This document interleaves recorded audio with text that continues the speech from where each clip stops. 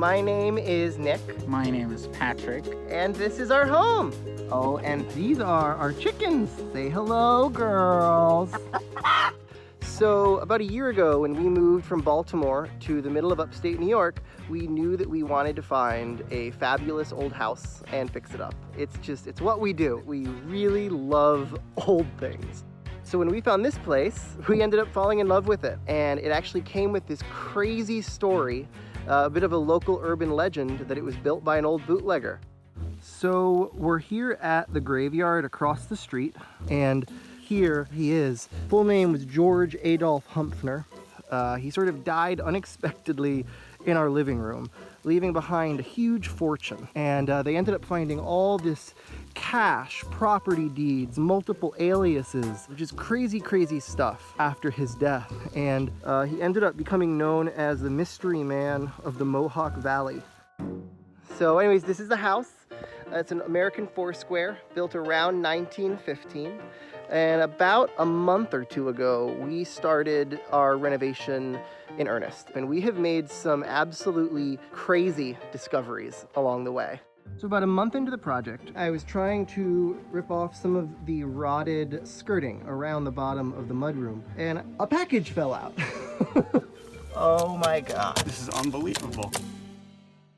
Oh my gosh, what was in the package? Well, from their home in Ames, New York, welcome Nick and Patrick. Before we reveal what you found, guys, I mean, it has to be an incredible feeling to see this house and tackle, or at least believe that you can tackle such a huge project. I was talking with some of my crew members, and they're like, they couldn't do it. And these guys, you know, they're crew guys, and they couldn't do it. What made you think or know you could? Well, you know, this is actually our second renovation as a couple. Somehow we survived the first one, which was a smaller row home in Baltimore. And, you know, we kind of wanted something a little bit bigger, more privacy, and a little older as well. So is that the trade-off, especially in the area that you live in cities, Baltimore, to get a bigger place, you might have to get an older place? I'm trying to think about that. You know, I would say that to a point that may be true. I think a lot of times older places tend to be cheaper because they're a lot more worn down, have a lot of issues. And, you know, for us, because we knew we were looking for a project, we were actually okay with that. You know, we weren't looking at homes that had fabulous kitchens. Right. So you were ready for the challenge. Because, again, I mean, I'm thinking a bathroom renovation, maybe a kitchen. You're tackling a 100-year-old home. I know, it's a lot. It's, you know, I mean, it's even more than we expected at first. You know, it's funny. At first, what started as removing some wallpaper became this huge plaster repair project where we found out the wallpaper was the only thing holding the walls together. Oh my gosh. And that wasn't your biggest discovery. I mean, speaking of walls, that wasn't the biggest discovery, because there you were ripping out the outside of the house. What was in there? Oh my gosh. So that was the coolest part. So I was removing some old wood skirting beneath our mudroom, and we ended up finding all these bundles of booze, specifically packages of 1920s imported whiskey. Oh. And it's been totally crazy because it's all dated to 1923, and actually a lot of the bottles are full, which is amazing. So do you get to drink? I mean, is it drinkable? And why was it there? So that's a great question. What we have been able to figure out is that the guy who built our house was this notorious bootlegger known as Count Humpfner. And he died unexpectedly.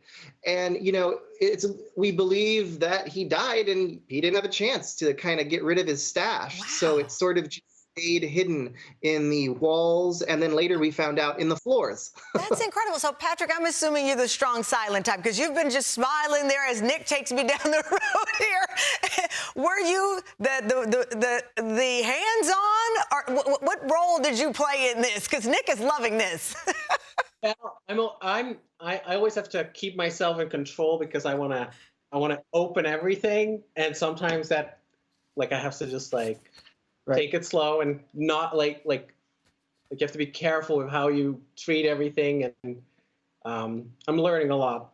Yeah, I would say that. So my background is in preservation. So Wow. sort of my gut instinct is when you find something really cool like this, is to basically don't touch it, leave it alone, leave it in place. And of course, it was a bit of like part of our wanting mudroom, to and we like, have discovered That we're showing, guys, we're showing this video. That's the largest stash that you found under the back porch. All of these bottles, do you know what they're worth? Are they worth anything? Well, yeah. So that's so the first thing we did was, of course, Google the bottles, and then we found one online that sold for like $1,200. But that really is depending on how the quality is of the bottle, if everything is intact. How many do you have that are intact or that seem to be of quality? I would say we have 13. So out of the, I don't know, 70 or 80 bottles we found, 13 of them are full. 13 And of them. Are you going to try to sell them?